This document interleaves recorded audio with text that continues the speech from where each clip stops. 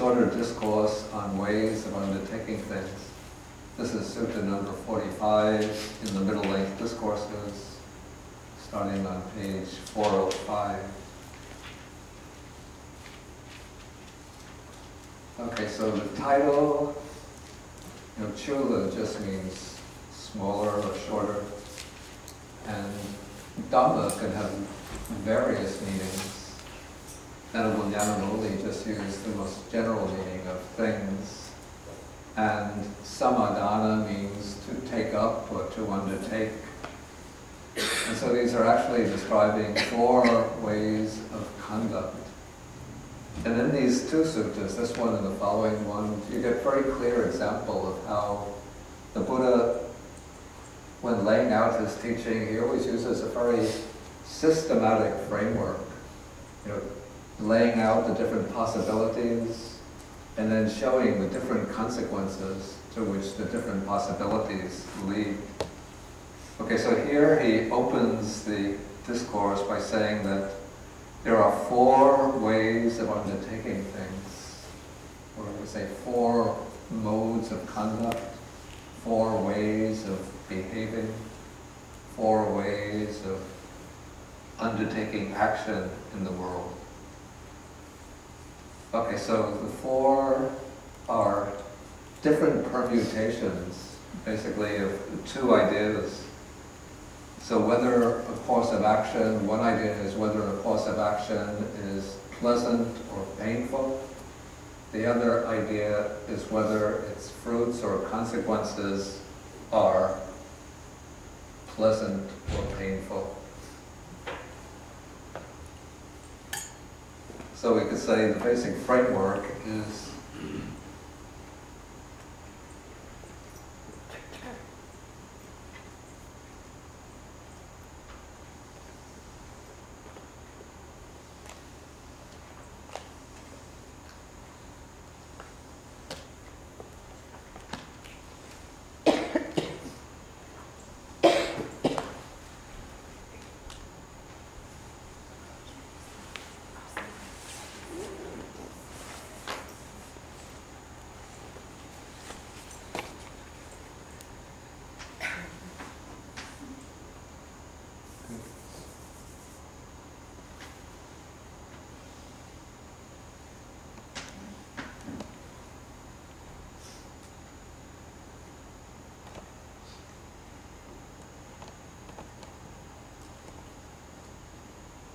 I'm failing an IQ test here.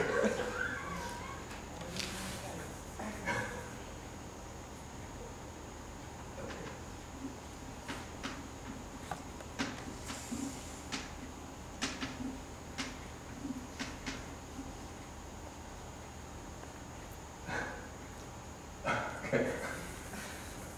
Oh, yeah.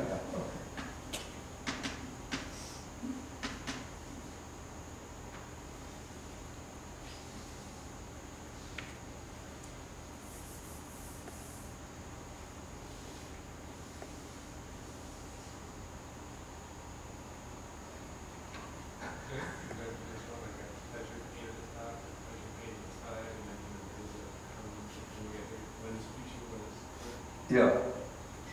Somehow I'm having trouble with it.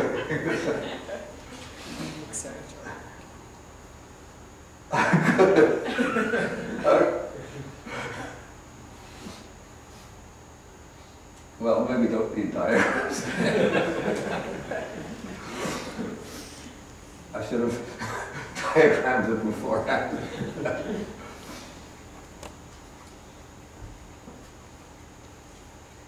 Okay, so one is the feeling that accompanies the course of action here and now as one is undertaking that action, and the other is the long-term consequence of that action, whether it's pleasant or painful. And so when you take these 2 principles, you get 4 types of ways of undertaking things.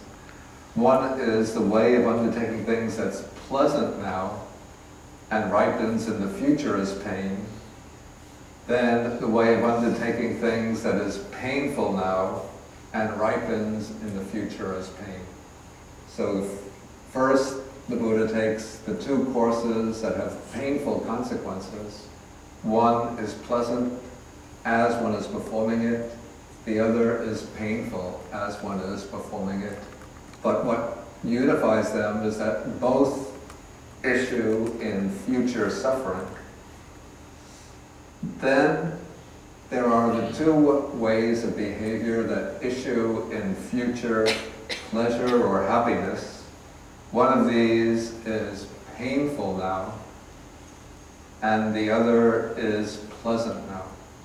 So a painful course and a pleasant course that issue in future happiness.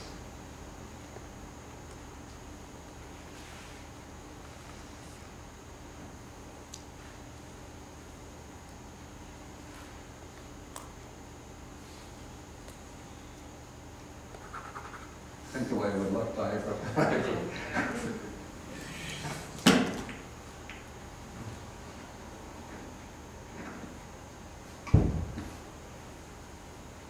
Perhaps one can do it as a box. But it's better this way.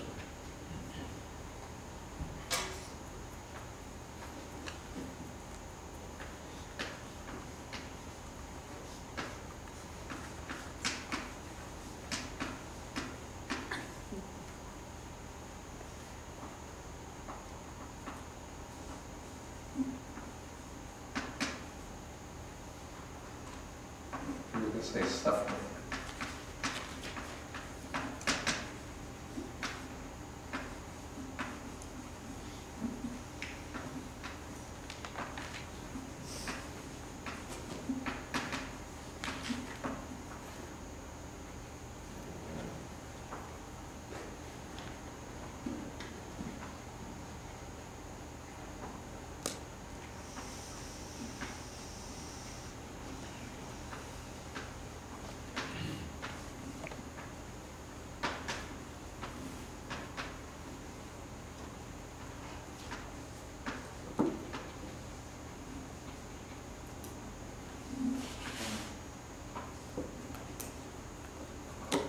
Is that what you had? Basically.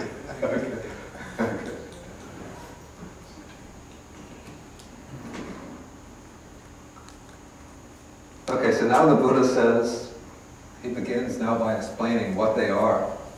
So here he says, what is the way of undertaking things that is pleasant now and ripens in the future as pain?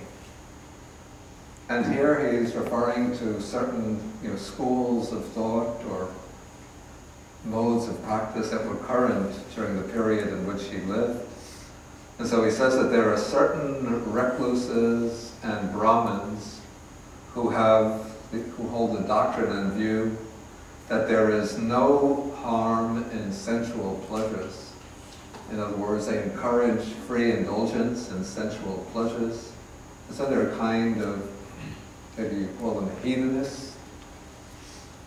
So they say, enjoy as much sensual pleasure as you can because there's no harm from them. There's no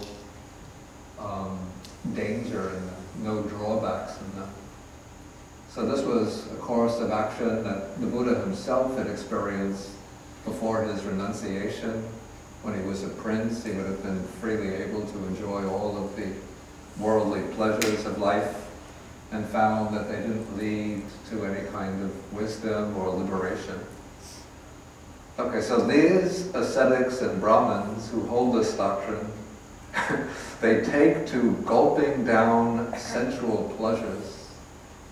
The Pali word actually means that they indulge this thirst for sensual pleasures, and they divert themselves with women wanderers who wear their hair bound in a topknot.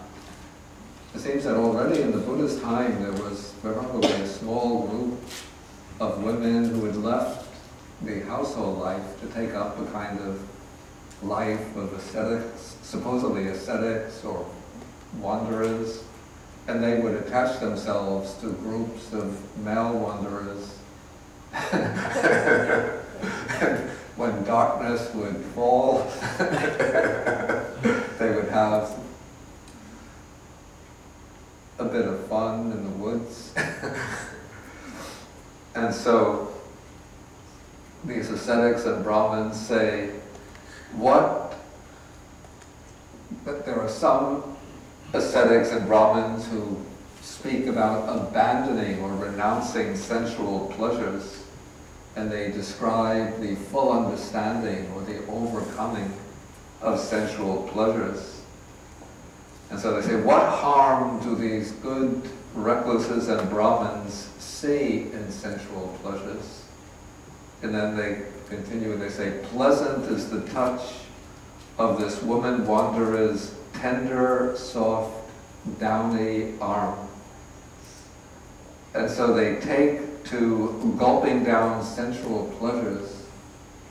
Now, because they're leading supposedly a life of renunciation, they should be committed to a life of brahmacharya, that is a life of celibacy. And yet, even though they're displaying themselves to the public as renunciants, and they're being supported by the people, by the public, with the expectation that they're living lives of renunciation, lives of celibacy, but still they are indulging in worldly sensual pleasures. And because of this, it seems that they are deceiving people and supporting themselves with the deceit by deceiving people. And so this is considered within the context of the Indian society a kind of deception. Maybe if we were to take a counterpart, maybe I'll leave the imagination, what would be like a counterpart in contemporary American society in the religious scene? Catholic Church.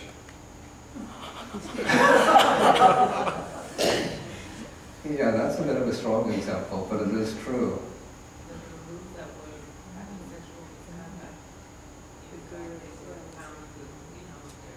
Yeah. The Catholic priest, yeah. Oh, this is true about some of the Hindu teachers. Yeah, it's actually quite true, yeah. And what about what's-his-face? He was Pema Chodron's teacher. He was a real, really bad. I can't remember his name. He didn't make any claim to be a celibate. In fact, I think he was at least, would give him credit that he was quite open about what he was doing. So I don't know what the consequences of his action would be. But I'm thinking not so much, or not necessarily about sexual enjoyment, but there are other preachers and teachers who make other claims and then behave quite differently. Oh, televangelism. Exactly, that's what I'm thinking of. Who, Christian preachers who preach the gospel and tell their followers that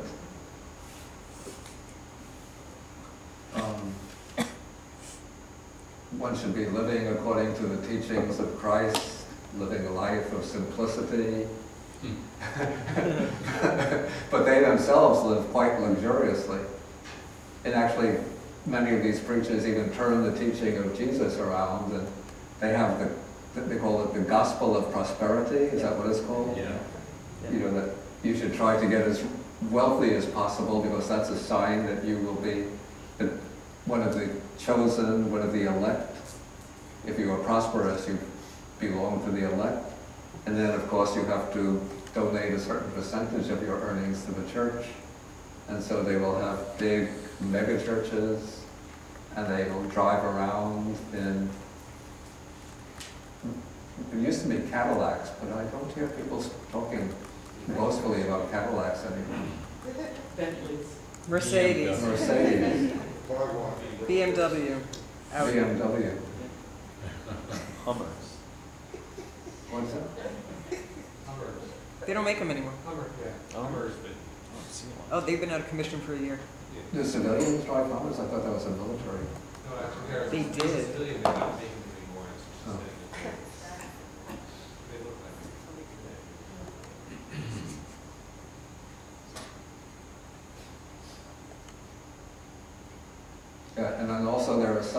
some of these homophobic preachers, you know, say, oh, the gay people, the lesbians, they're all going to hell, God hates them. And then about 6 months ago, there was in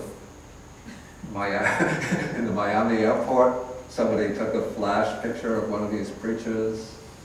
Maybe he wasn't a preacher, but he was the head of one of these Council for Family Values men, who was most vociferously opposed to homosexuality. And there he is at the airport with a handsome young man that he took to vacation in the Bahamas, supposedly on the ground that he just came out from the hospital and he needs somebody to carry his luggage. Elliot Spitzer. Yeah, but he's not religious. Yeah, but anyway, I mean, he did good he wasn't a preacher, he was a politician. And also he did good work. He should still be a governor. If he was still a governor, perhaps there would have been more severe pressure on Wall Street. Okay, so they do this, they freely indulge in sensual pleasure, and then the text says, after death, they reappear in a state of deprivation, in an unhappy destination, one of the bad destinations, in perdition, that's the lower world, even in hell. And there they feel painful, racking, piercing feelings. And then they say, this is the future fear or the future danger that those good recluses and Brahmins saw in sensual pleasures when they spoke of abandoning sensual pleasures. For it is by reason of sensual pleasures, owing to sensual pleasures, that we are now feeling painful, racking, piercing feelings. What do you think of this?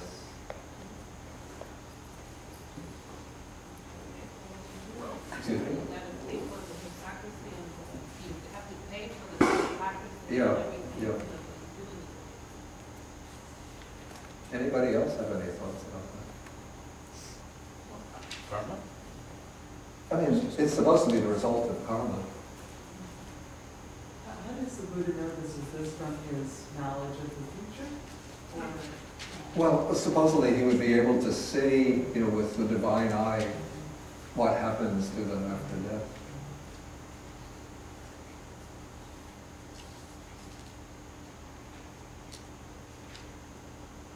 Does it seem fully justifiable for what they're doing? To be reborn in hell? Maybe not so much what they're doing, but Yeah. how they're presenting themselves is the consequence of that is suffering. Well, and even the Buddha was able to turn his life around, right? Yeah, So yeah. There's always a choice, I Yeah. guess. It's more about the deceit. Maybe so, yeah. But I have to say, from my point of view, it seems a little, well, I'd say more than a little, it seems somewhat an extreme consequence of an action like that. It's quite a different case if you have, say, a Catholic priest who is seducing and molesting a young boy. He's, you know, maybe 10, 12, 13-year-old boy who's not able to judge for himself and who will just accept the authority of the priest and do whatever he says. Maybe the priest is even threatening him with divine retribution if he doesn't yield to the priest's desires. But in the case of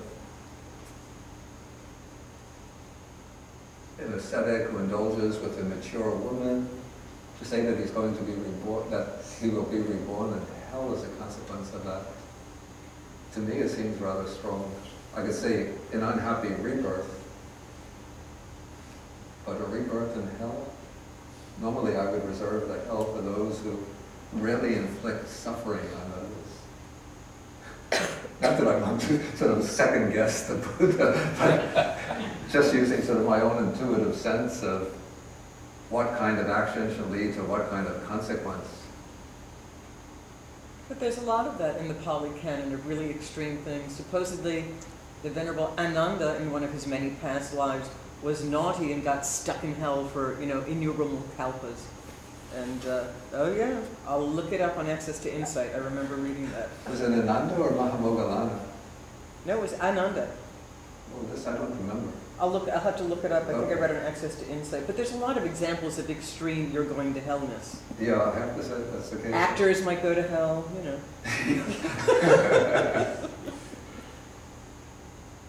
Yes, ma'am. Well, I guess two things come to mind. I mean, first, I know it's not meant this way, but when I read something like Maybe this... take the microphone. When I read something like this, even though I know it's probably not intended this way, I mean, I see it on a mundane level of if you overindulge in anything, you're going to have painful consequences. If you drink too much, you're going to wake up with a hangover. If you eat too much, you're going to be in pain, etc. So on that level, you're kind of moment to moment reborn in hell, certainly. Yeah. But also, I mean, I think you just said something interesting about that you would reserve the hell levels for people who have done harm to others. Especially, yeah. But are we ourselves included among others? I mean, if you do severe harm to yourself, is that equally worthy of a rebirth in hell? So, I mean, if you're, punishing your body with excessive behaviors, punishing your mind with excessive vile thoughts or whatever. You know what I'm saying? Yeah. In fact, the next course will be those who inflict pain upon themselves, by taking up the ascetic practices. And the text is going to assign them to hell too. But I don't think it doesn't seem likely that the karmic cause for that rebirth in hell is undertaking the ascetic practices.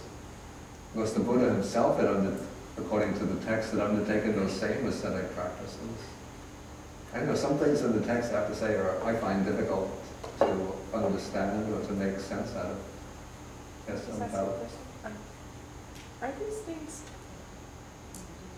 Is this meant to be literal or just keep society in some sort of check?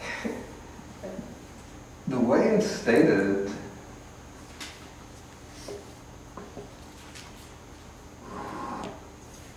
if it just takes the text on the surface, it seems to be literal because it says, on the dissolution of the body after death.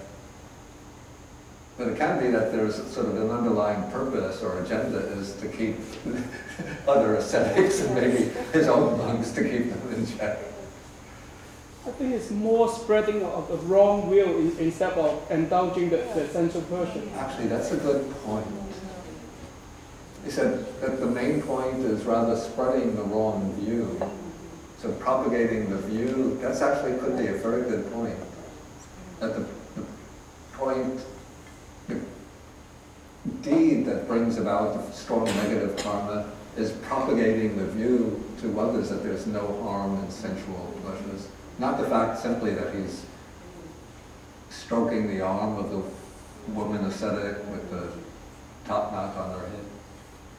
But propagating this view, that could be, yeah, that seems to be the point there. Anyway, let us go on.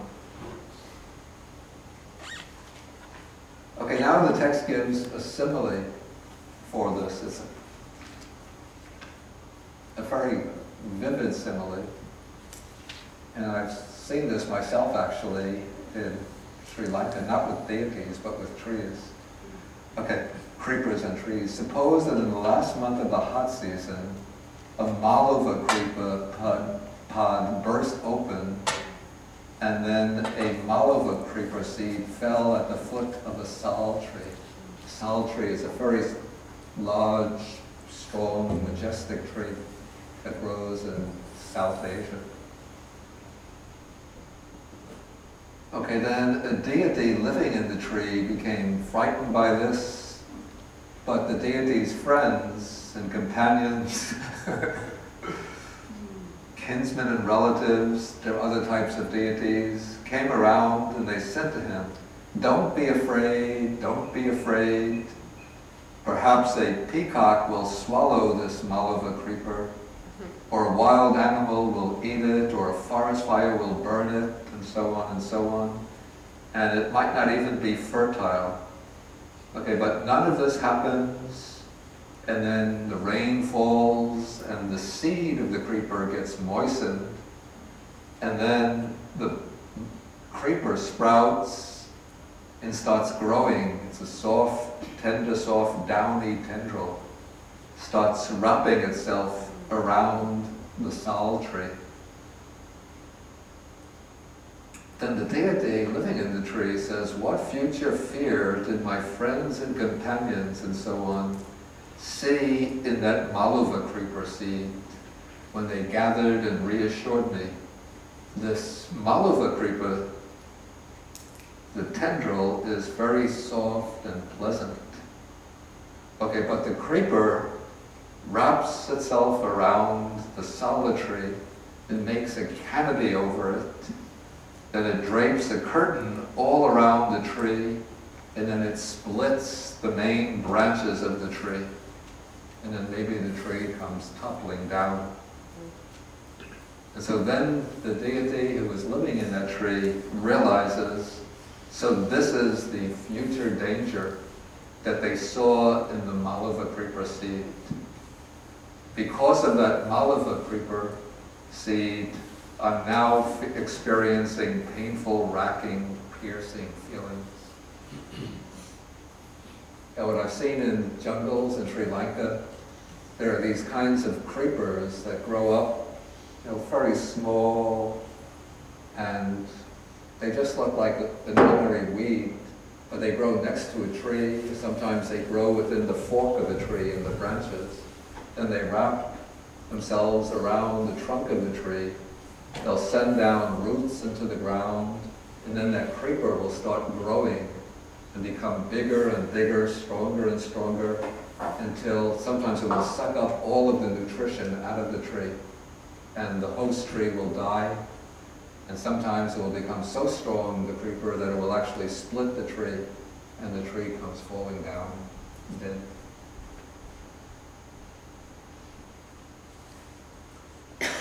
Okay, so this illustrates the case of these ascetics and Brahmins who indulge in this sensual pleasure. Okay, next comes the way of undertaking things that's painful now and ripens in the future as pain. Okay, so here we have the case of an ascetic who goes naked, rejecting any kind of the ordinary conventions of everyday life. He doesn't use any utensils when he eats, but he licks his hands. He doesn't wash the hands. Actually, in India, everybody uses the hands for eating. Nobody uses spoons, forks, except people who have come under the influence of the British empirical, the British Empire. But ordinary people will use their hands for eating, but they'll always have bowls of water, so at the end of the meal, then they wash their hands. Okay, then the text will enumerate a whole variety of ascetic practices, like reducing the intake of food till one is just eating a few grains of rice per day, sleeping on beds of thorns, exposing oneself to the heat of the sun, to the cold of the nights, and so on. And so in this way, he dwells pursuing the practice of tormenting and mortifying the body. And then on the dissolution of the body after death, he is reborn in a state of misery, an unhappy destination in the lower world, in hell. So that's the way of undertaking things that's painful now and ripens in the future as pain.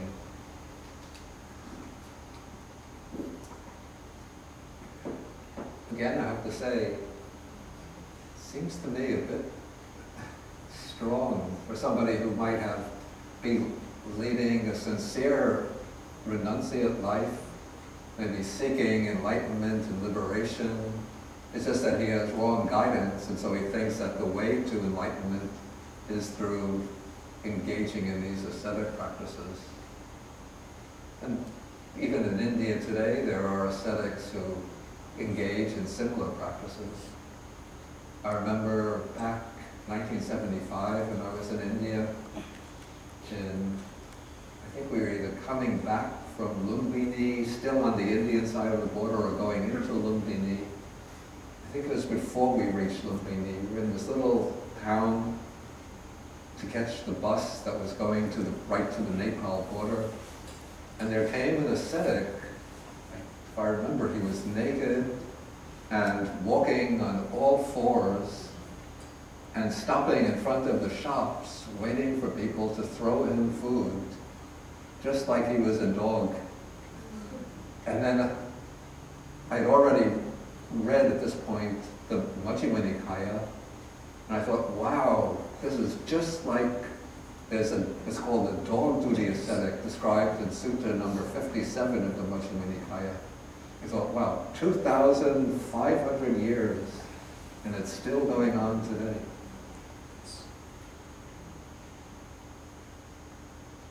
I didn't follow that dog ascetic to find out where he's going to be reborn. He seemed to be a bit older than myself, so it's likely that he's not alive anymore. I don't have any idea where he's been reborn, though. Okay, so that's the way of undertaking things that's painful now because of the ascetic practices and ripens in the future as pain. I would certainly say that a practice like that is not likely to bring a pleasant result, even though the idea of a rebirth in hell seems to be too severe for my personal judgment. Okay, what is the way of undertaking things that is painful now and ripens in the future as pleasure? Okay, here somebody by nature, just by the character of that person, has strong lust, strong raga or passions, and he constantly experiences pain and grief or pain and misery born of lust. By nature he has strong hatred, again by nature strong delusion, and he constantly experiences pain and grief born of delusion. And yet, while experiencing this pain and grief, even while weeping and shedding tears, he leads the perfect and pure holy life. Then on the dissolution of the body after death, he is reborn in a happy realm, even in the heavenly world. So this is called the way of undertaking things that is painful now and ripens in the future as pleasure. And so sometimes people think that everybody who leads the monastic life is in some way has a very pure, noble, well-developed character. But many people who still have strong defilements, but their wisdom eye is open to some extent, and so when they hear the Dhamma, they can be so inspired by it that they decide to go forth and to lead the life of renunciation as a monk or a nun. And yet these passions, because one becomes a monastic, doesn't mean that the passions immediately vanish. But even while practicing very diligently, very sincerely, there will be times when these defilements or passions come surging to the surface so strongly that the person might think, I can't withstand them anymore. I'll give up the monastic life and return to the household life. And this happens with a great number of those who go forth. Like in a country like Sri Lanka, it's quite typical for young boys, you know, when they're 12, 13, they have a kind of romantic image of the monastic life, or it used to be a tradition, to some extent it still is, in devout Buddhist families, when they have a large family with several sons, they will take one of the sons and they say to offer him to the triple gem, to the Buddha-Dhamma-Sangha, which means to give him to the monastery to become ordained as a monk. And so if the young boy, at the age of 12, 13, he has these romantic images, romantic ideas of the renunciate life. He thinks, I'm going to be sitting in deep meditation. By the time I'm 17 or 18, I'm going to be a stream enterer, once returner, non-returner. By the time I'm 21, I'll be an arahat. And then he goes walking on alms round through the streets, very calm, self-controlled, restrained, very mindful, and people say, oh, look at the young monk, bow to him, very impressed. When he gets to be 16, 17 years old, 16 or 17 years old, you know, the hormones start gushing through the body. And then, well, maybe not at once, maybe not an arahat in this life, but certainly a stream enterer. By the time he's 18, he's struggling to remain. By the time he's 19, he can't take it anymore. And when he gets to be 20, he comes to his teacher and says, Bhante, I want to give up the monk's life and return to the home life. There are many cases like that. I mean, in Sri Lanka, I would say that of the young boys in the monastery who are in their teens, by the time they get to be 30 years old, maybe only a third of them will still be monks. That's the way it is. And even the elder monks know that's the case. But it's like, if we're going to keep the Sangha going, we have to take our chances. You know, we have to ordain 100 young boys so that we can have 30 of them still monks 20 years later or 15 years later. If we limit our number to 15, then 30 years later, 15 years later, we're going to have only 5 boys left. But there are others who, whether they're ordained when they're youngsters or ordained when they're in full adolescence or even as young men, young women, when the passions come up like this, strongly coursing through the mind, they make the effort to restrain them, even with difficulty, thinking that I've pledged my life to follow this path, so despite the difficulties, I'm going to continue with this training. And so even though they have to endure a lot of pain and suffering now, actually if they continue like this over time, the passions will weaken to the point where they develop calm and equanimity. And then eventually, as a result of persisting in the training, they're creating a lot of wholesome karma that will bring a happy rebirth in the future, even if they don't reach any of the stages of realization. Okay, then the fourth way of undertaking things, or the fourth way of practice or training, is the one that's pleasant now and ripens in the future as pleasure or happiness. Okay, here we have the case of somebody who by nature is not strongly prone to lust, hatred, and delusion, and to the contrary, he is able to fairly easily enter and dwell in the 4 jhanas. The text doesn't speak about him going further beyond the jhanas to the development of insight. So it's a mundane teaching. But if he is able to enter and dwell in the jhanas, then with the breakup of the body after death, then he will be reborn in a happy destination, even in the heavenly world. And both the one who practices with pain and difficulty and the one who practices with pleasure and with joy, both of them are capable of going beyond a happy rebirth to reach the stages of enlightenment and liberation, even though that's not mentioned explicitly in the sutta. Okay, any questions or comments on these 4 ways of undertaking things? Just So I'm looking at it globally and the consequences of that lead to possibly hell.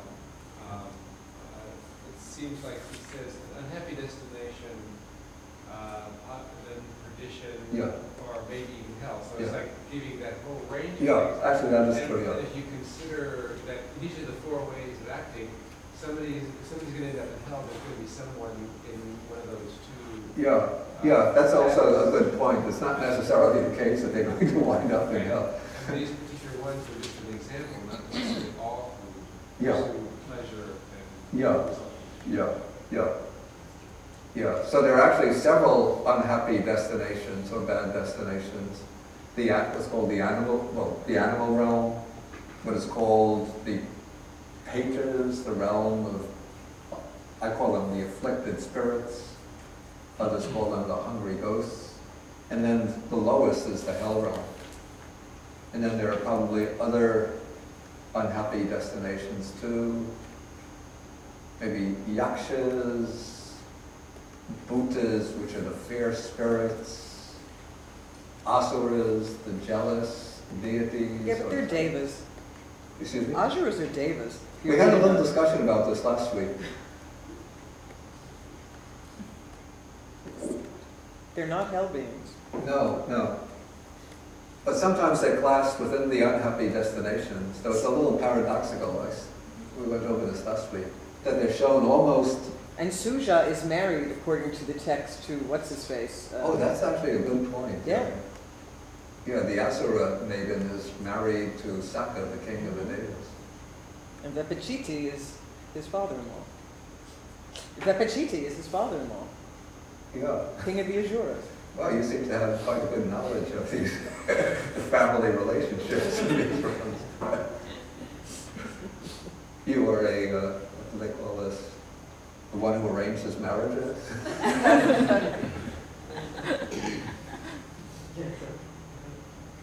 Yenta. No, Yenta's a busybody. That's not the right word. That's not the right word. Yenta is the woman. Yenta's a busybody. Yeah. Yeah, it's not the right word.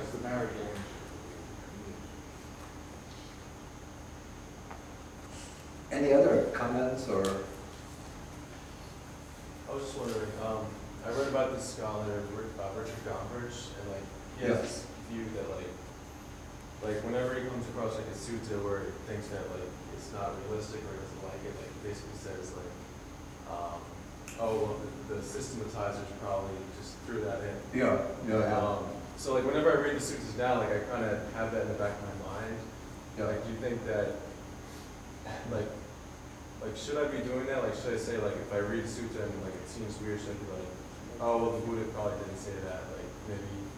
Maybe the compilers who put together the suttas. You see, the problem is that we don't have any direct access to the word of the Buddha apart from compilations. So sometimes we could assess, let's say all we could do is develop a probability chart, saying that there's a strong probability that this was spoken by the Buddha. If we find contradictions between one statement and a lot of other statements, then it seems probable that this was not, or improbable that this was actually spoken by the Buddha. So I think we have to be a little cautious about making quick generalizations as to what is the work of the systematizers or the compilers and what was actually spoken by the Buddha. like in this case, do you think that maybe the systematizers had any changes? Yeah. I'm really not able to say. Sometimes I find Talmage's comments quite insightful. Sometimes he goes to an extreme. And I've actually had a correspondence with, this is being recorded, I wonder if I'll see. It's on the internet, Bhante. I've read that correspondence. Okay, good. Doesn't matter if he sees it. I had a correspondence with him back in the late 1990s about, in the book that he wrote, How Buddhism Began, he made this claim that the Brahma Viharas were just a metaphorical expression for the achievement of nirvana. Then I compiled, okay, then I wrote a book review of that book, and I criticized him on that point. Then I saw the text of a lecture that he gave in England. It was published in a Buddhist journal, saying that there's a very high-bound traditionalist American monk in Sri Lanka who questioned me on this point, but I still maintained that the Brahma Viharas are a metaphor for nirvana. Then I wrote to him, and I compiled a whole bunch of texts coming from the Nikayas in which the Buddhist speaks about attaining the Brahma Viharas in earlier lives and saying, this was excellent, this was sublime, but this was not the way to, how does it go? This was not the way to disenchantment, to dispassion, to enlightenment, to nirvana. But now I am teaching this Noble Eightfold Path. So I compiled like about 10 texts, and I sent it to him. I never got a reply from him. But then I took a look, I don't have a copy of it, but I took a look at his more recent book called What the Buddha Thought. And I saw that he's still making the same claim. I'll have to track him down. Repeat. I still have that email. I thought it sounded ridiculous too. Like, we were studying, like he was saying, to think that the Brahma Viharas are not enlightenment is like, I think he said like this violence to the text. Doing violence to the text.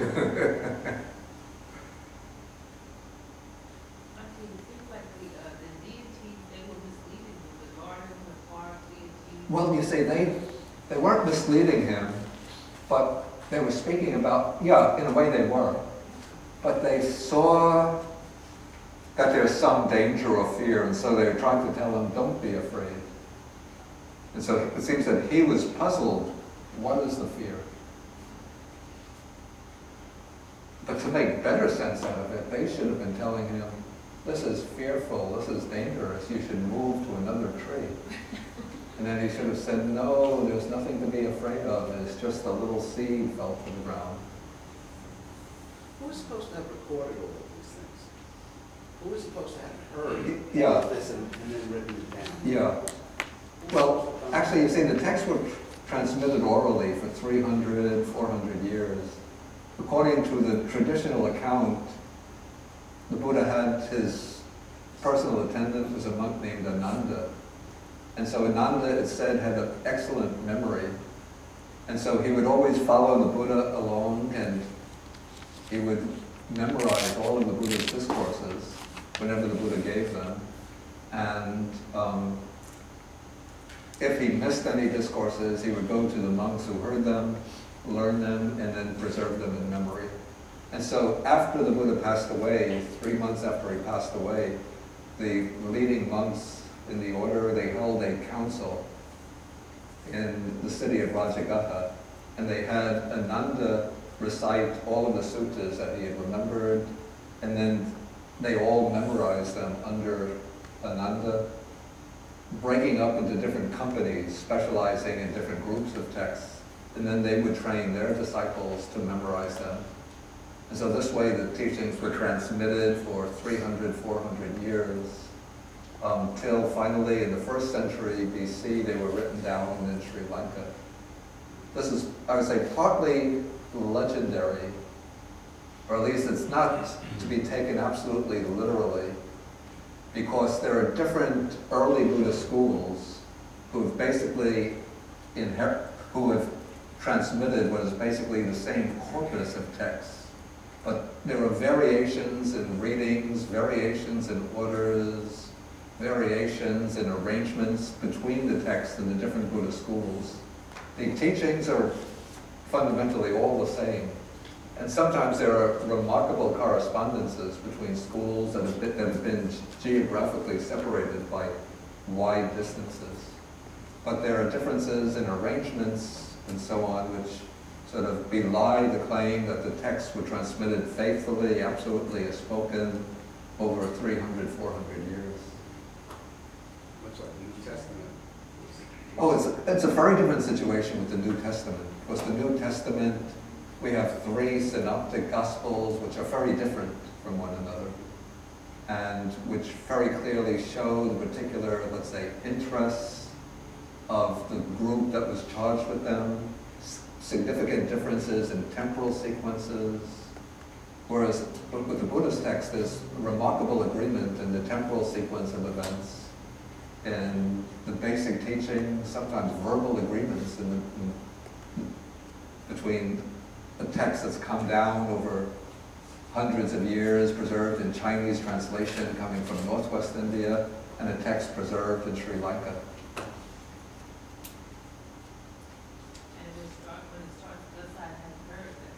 That is supposed to be Ananda stating that this is what he heard at the first council. Again, this is a little bit not completely trustworthy because many later texts appear, and to give them all the kind of imprimatur of authenticity, they always begin with the words, "Thus have I heard." Recently, I was reading about the practices of Benedictine monks in the early period of that order, and monks were supposed